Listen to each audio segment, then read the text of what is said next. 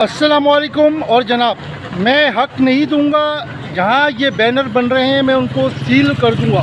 तो कौन से बैनर्स हैं मैं आपको बताता हूँ। ये बैनर्स हैं उन चीज़ों पे एतराज़ के जो कि कराची के फंड्स के हवाले से करप्शन की गई है, यानी कि जहाँ पर हक़ कराची का मांगा गया है, ये वो वाले बैनर हैं जिसके हवाले से मेरे कराची का ये बयान है कि जहाँ पर ये बैनर बनते हैं वो जगह मैं सील कर दूँगा।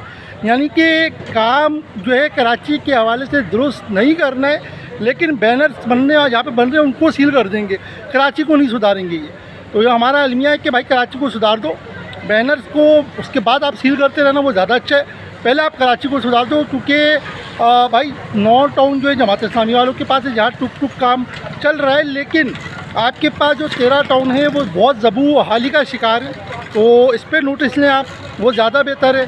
क्योंकि कभी कोई आपका कहता है कि कराची जो है पेरिस जैसा है, और कभी कोई कहता है कि कराची जो है वो बहुत तरक्याती काम हो रहे हैं, लेकिन कहाँ हो रहे हैं ये पता नहीं है। तो इस पर ध्यान दें। जज़ाकल्लाह, अल्लाह हाफ़िज़।